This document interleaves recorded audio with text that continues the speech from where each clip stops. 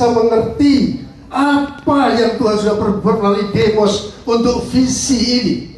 Oleh sebab itu 3 pilar utama dari internasional presiden kita Francis Owusu adalah yang pertama School of the Vision. School of the Vision.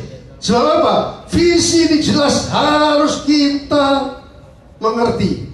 Kita bisa menangkap dengan jelas. Sehingga dengan demikian kita bisa menghayati dan pikiran kita itu dipenuhi dengan visi itu. School of the Vision. Oleh sebab itu kita baca buku-buku itu, kita perkatakan, kita diskusikan. Puji Tuhan, Pak Dali sebagai national presiden kita sudah mencetak buku-buku ini begitu banyak. Ayo kita sosialisasikan, saudara. Sehingga dengan demikian kita akan terjadi multiplikasi itu. Jadi ini apa yang dikatakan oleh international presiden kita, itu adalah 3 pilar utama ini. School of the Vision. Kedua, doa. Tadi kita sudah sebutkan. Ketiga, mengenai publicity, yaitu mengenai Zoom dan lain sebagainya, saudara. Jadi di sini kalau kita melihat paling tidak 2 ya yang saya tadi katakan ini. Ayo kita bagaimana caranya supaya doa sungguh-sungguh, kita tahu goal apa yang Tuhan inginkan melalui FGBMF ini. Kemudian kita bisa menangkap dengan jelas apa yang menjadi visi FGBMF melalui buku-bukunya Demos. Saya bersyukur beberapa hari yang lalu saya membaca atau mendengar video dari Francis Owusu pada waktu pelantikannya Pak Rudi sebagai International Regional Vice President Asia Pasifik. Dan dia katakan, saudara, tahun 1982, 30 tahun setelah visi 1952, Demos itu dia berbicara kepada para leaders di Missouri, saudara. Dan dia katakan, dia cerita tentang the vision intensified. Yaitu dia berapi-api, dia ceritakan bahwa akan terjadi gelombang kebangunan rohani, di mana Fulgasma masuk di dalamnya untuk membangkitkan, di mana terjadi kebangkitan dalam tubuh Kristus itu, di dalam tubuh Kristus, sehingga terjadi satu tuaian besar jiwa-jiwa. Ini yang saya katakan, dia itu menjiwai visi itu. Jadi saya harap ketika kita membaca buku-buku itu, paling tidak kita mendekati yang terima visi ini, supaya kita bisa menjiwai apa yang Tuhan inginkan melalui pewahyuan itu. Dan Francis mengatakan tahun 1983 dengan banyak berdoa Demos, kemudian dia menetapkan 3 goal utama. Waktu ada International Director meeting pada waktu mengadakan World Convention yang ada di Detroit, Michigan. Dan dia katakan 3 goal utama FGBMF adalah 1 chapter in every nation. Setiap ada 1 chapter saja dalam setiap bangsa, ada dalam negara, itu akan menjadi seed, akan menjadi satu benih untuk keselamatan jiwa-jiwa di bangsa itu. Dan yang kedua, dia katakan, saudara, target membernya nggak tanggung-tanggung, saudara, 1 juta. Kita berikan tepuk tangan ini, saudara. Yang ketiga, target chapternya 40.000. Wah, ini mirip-mirip dengan Indonesia ya Pak, ya, kewajibannya. Jadi kita 4.000 chapter, 40.000 member gitu. Dan pada waktu itu dia katakan, Francis katakan begini, pada saat itu dikatakan tahun 1983 member daripada FGBMFI ini 65.000, targetnya berapa? 1 juta. Jadi kemudian Francis mengatakan ini sangat ambisius ini. Tetapi Demos itu percaya, saudara. Kenapa? Much prayer. Dia banyak berdoa dan dia menangkap dengan jelas visi yang Tuhan berikan kepada dia itu. Akan terjadi satu gelombang yang menjadi satu berkat untuk tuayan besar jiwa-jiwa end time harvest. Jadi sehingga dengan demikian dia tahu bahwa dia mentargetkan itu bukan angan-angan kosong, tetapi dia yakin banyak berdoa. Itu yang tadi saya katakan tekankan ya. Banyak berdoa sampai itu kita bisa mengerti dengan jelas. Dan yang kedua, visi itu boleh kita mengerti dengan begitu terang, begitu jelas. Oleh sebab itu saudara-saudara sekalian, karena kita tahu bahwa visi ini merupakan satu pewahyuan dari buku-bukunya Demos dan sekarang sudah tersedia di Indonesia, saya yakin multiplikasinya akan terjadi, saudara. Oleh sebab itu saya harap mulai dari para member, bacalah buku-bukunya Demos. Itu School of the Vision. Itu harus membaca buku-bukunya Demos. Paling tidak kalau saudara membaca orang-orang terbahagia di dunia. Saya membaca itu beberapa kali, saudara. Di situ saya mengambil intinya, antara lain adalah bahwa kita mempunyai seorang pemimpin yang memiliki hubungan yang erat dengan Tuhan. Seorang pemimpin yang mengalami perjumpaan dengan Tuhan. Ini yang harus kita lakukan. Suatu hubungan yang dekat sekali. Bayangkan saudara, ketika dia umur 12-13 tahun, tuli, 100% tuli, tidak bisa dioperasi, tidak bisa diobati. Karena gara-gara tulang hidungnya yang patah, akibatnya kena pada telinganya. Dokter katakan, ini dioperasi balik-balik, tapi tidak ada hasilnya. Tapi apa yang dia katakan?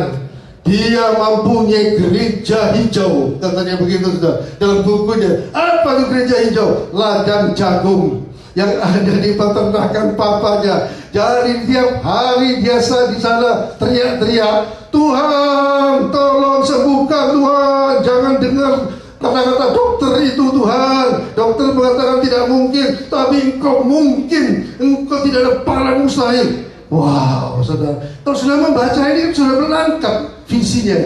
Ketika kemudian dia teriak-teriak, Tuhan memberikan dia baptisan Roh Kudus dengan tanda berbahasa lidah. Umur 12-13 tahun, saudara. Waduh, tambah berapi-api. Dikatakan dia ada sesuatu yang ekstra, berani untuk dia meminta kepada Tuhan. Dia mempunyai hubungan yang begitu dekat. Sampai satu malam dikatakan Tuhan itu berkata dan membangunkan dia, Demos, apakah engkau meragukan kuasaku? Tidak Tuhan. Sampai 3 kali Tuhan mengatakan itu. Kemudian Demos mengatakan, tidak Tuhan, tidak meragukan kuasamu. Wah, saya baca itu, ini kita harus alami, saudara. Kemudian Tuhan berkata apa? Terima kuasa itu. Dan dia kadang tidur.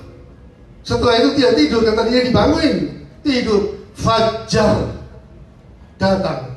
Tiba-tiba dia mendengar suara kicauan burung. Dan mulai saat itu dia sembuh. 90%, kalau di bukunya 90% bisa mendengar. Bagi Tuhan tidak ada parah yang mustahil. Ini harus kita baca.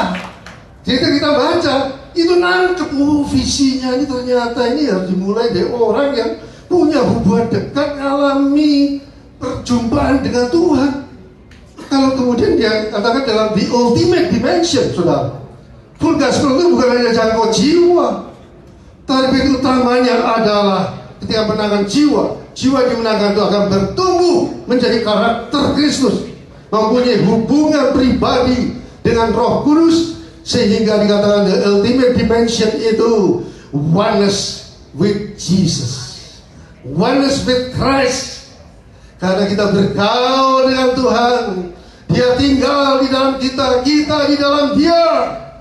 Maka di sana dikatakan oleh Demos dalam bukunya, pikirannya Kristus menjadi pikiran kita, sifatnya Kristus menjadi sifatnya kita, perkataannya Kristus menjadi perkataan kita, imannya Kristus menjadi iman kita, perkataannya Kristus menjadi perkataan kita, kasihnya Kristus menjadi kasihnya kita.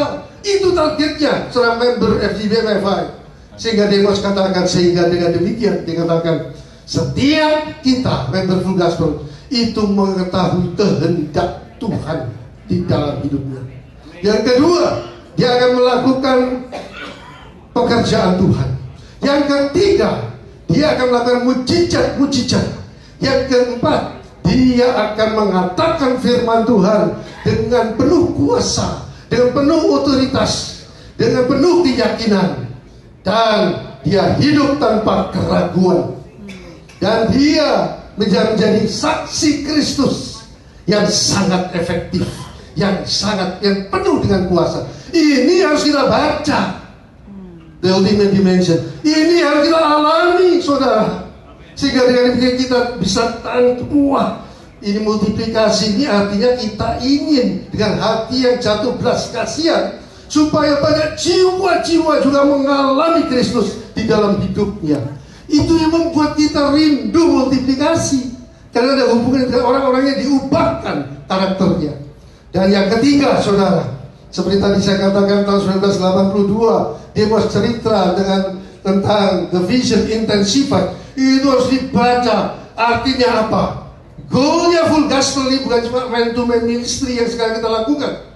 Ini merupakan satu latihan, yaitu terjadinya gelombang baru, kebangunan rohani, new wave of revival yang akan membangkitkan tubuh Kristus itu, di mana kita sesuai dengan Mordecai Ham yang mengatakan tahun 1955 dia seorang pendeta gereja baptis, kita dipakai sebagai layman movement. Ada satu kegerakan orang-orang awam yang akan membangkitkan, awakening the sleeping giant, seperti dikatakan oleh Tommy Hicks itu, saudara. Bayangkan, saudara, orang-orang percaya itu gereja Tuhan, itu yang tadinya mungkin hanya bermalas-malasan, itu akan bangkit, awakening of the sleeping giant itu, saudara. Sehingga mereka itu seperti Yehezkiel pasal 37 ayat 9 dan 10. Ketika nafas hidup itu dikatakan pencurahan Roh Kudus, nafas hidup itu, maka tulang-tulang kering itu bangkit. Amin. Mereka kemudian hidup kembali dan menjejakkan kakinya menjadi suatu tentara Allah yang besar. Dan itu akan membuat satu tuayan besar dengan pencurahan Roh Kudus. Kita tahu new wave of revival itu ada pencurahan kuasa Roh Kudus yang luar biasa. Mujizat itu akan terjadi dengan luar biasa. Yang kedua, akan terjadi suatu gelombang pertobatan di mana-mana. Itu kita katakan multiplikasi itu nantinya, yang besar bisa 1 juta itu, saudara. Kemudian yang ketiga, terjadi gelombang kekudusan. Kita ini akan bertumbuh menjadi serupa Kristus, sehingga Tommy Hicks katakan sleeping giant yang bangkit kembali itu, dia akan dipersiapkan sebagai mempelai Kristus yang hidup di dalam kekudusan, di dalam kebenaran, akan melayani Raja dan segala Raja, mempelai kita Tuhan Yesus sampai kekal selama-lamanya. Berikan kemuliaan untuk Tuhan Yesus kita. Saudara-saudara sekalian, tahun 2011 yang lalu, ketika saya membaca The Vision Intensified, hati saya terbakar, saudara. Hati saya berapi-api. Saya sharing dengan teman-teman itu, Pak John Thompson ini yang paling lengkap. Teman-teman ngomong, kita ngomong new wave of revival. Pak Ayung ini juga sering ngomong new wave of revival. Richard Zakaria, saudara, tahun 2011 dia datang, dia katakan kepada saya oleh Pak Alfian, bagaimana kalau 60 tahun dari visi 2012 World Convention diadakan di Indonesia. Wah, saya maju mundur waktu itu, saudara. Tapi ketika saya doa, saudara, Tuhan katakan new wave of revival. Wah, saya jadi bangkit. Saya ketika datang Richard, saya katakan, Richard, Indonesia mau menjadi host daripada World Convention di Bali, saya katakan begitu. Tapi temanya saya minta new wave of revival. Wah, saya tidak nyangka bahwa responnya itu ternyata dia tidak nangkep, saudara. Jadi akhirnya dia katakan, udahlah, itu kalau pakai revival itu too churchy, pakai new wave saja. Ya sudah, oke, saya katakan begitu. Tapi saya tidak hilang akal. ke Tuhan. Saya bersama dengan Pak Putra, bersama mana Pak Putra? Ini makan steak di Pesta Mesa sama Pak Adrian. Sama Pak Adrian, pada waktu ID meeting saudara, paginya itu ada doa John Kerr yang mimpin. Saya kemudian katakan sama John Kerr, John, kita ini di Indonesia nanti bulan Juli ini akan mengadakan World Convention. Saya katakan begitu. Dan judulnya New Wave of Revival. Saya tidak potong. Saya tidak potong seperti ini. Katakan pada Richard New Wave saja. Enggak. Pokoknya pada John Kerr saya katakan New Wave of Revival. Saya katakan begitu. Wah, ini lain ini. John Kerr ini responnya beda. Dia katakan begitu. Langsung saya ditumpangi tangan, saudara. Sambil bernubuat. Nggak pernah ditumpangi tangan. Itu saya tidak siap, saudara. Ternyata straight in the spirit. Waduh. Tapi hati saya penuh sejahtera. Dan dia katakan, karena Indonesia membuat suatu World Convention dengan tema New Wave of Revival, aku berkata, dikatakan, akan terjadi New Wave of Revival di seluruh Indonesia. Bahkan dari Indonesia akan terjadi gelombang-gelombang baru. Pertobatan, bergelombang New Wave of Revival ke seluruh Asia, ke seluruh dunia. Waduh, saudara, sampai sekarang saya tidak bisa lupa. Kalau Pak John segala macam ini, sekarang kita Pak Adam sekarang, wah luar biasa. Tapi sejak itu saya masih belum terlalu banyak mendengar tentang New Wave of Revival ini, saudara. Internasional presiden berganti, tapi mereka tidak bisa nangkap itu. Tapi ketika Francis Owusu, saya lihat, wah orang ini dia seorang pendoa, saudara. Dan dia betul-betul megang visi yang Tuhan berikan pada Demos itu. Dan saya ingat betul tanggal 24 Juli 2023 yang lalu dalam doa pagi nasional kita, dia berkata, Tuhan berkata kepada Indonesia, Indonesia akan menjadi ujung tombak revival di seluruh Asia Pasifik. Berikan kemuliaan Tuhan Yesus kita. Oleh sebab itu saya percaya dengan adanya Regional Vice President Pak Rudiap yang hari ini sudah dilantik, itu tidak kebetulan, saudara. Saya yakin Tuhan seperti apa yang dikatakan oleh John Kerr itu, New Wave of Revival akan terjadi di Indonesia, bahkan ke seluruh Asia, bahkan ke seluruh bangsa-bangsa. Tapi saya juga masih pada waktu itu, kok tidak pernah ngomong New Wave of Revival ya? Kok si Francis ini kok ngomongnya revival terus aja ini? John Kerr juga tidak menyentuh itu.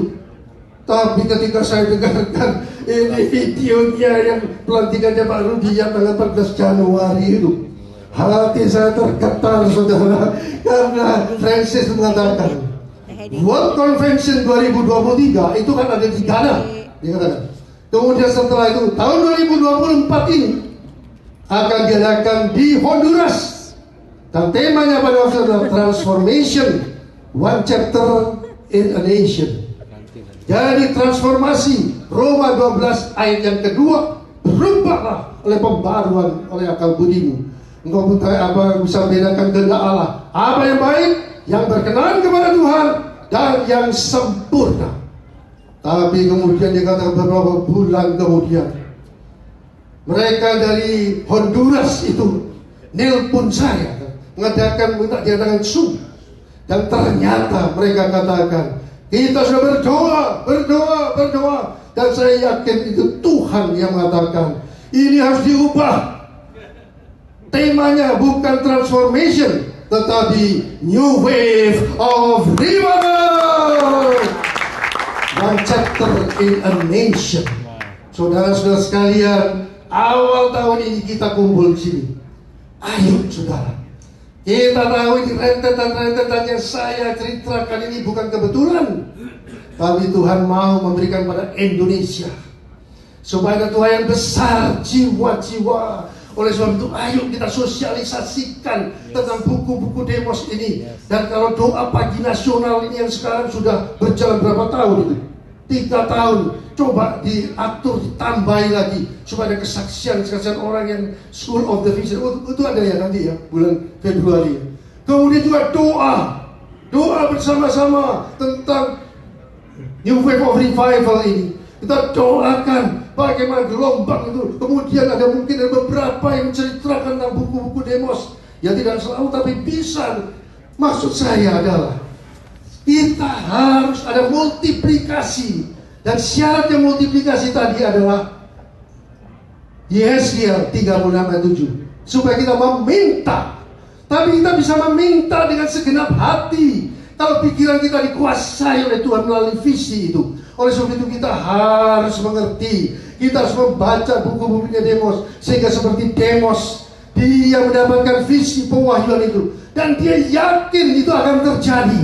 Dan saya percaya, saudara, apa yang kita katakan, yang kita dengar malam hari ini, kalau kita tangkap dengan hati kita, dan kita akan mengambil langkah-langkah, saya percaya bersama dengan Tuhan tidak ada barang yang mustahil. Tidak ada barang mustahil bagi kita yang percaya. Revival, New Wave of Revival akan terjadi. Gelombang pertobatan akan terjadi. Gelombang pencurahan kuasa Roh Kudus akan terjadi. Dan gelombang kekudusan itu juga akan terjadi. Siapkan dirimu untuk hidup benar, hidup kudus, untuk menjadi mempelai Kristus kekal selama-lamanya melayani Dia. Haleluya! Tuhan Yesus memberkati.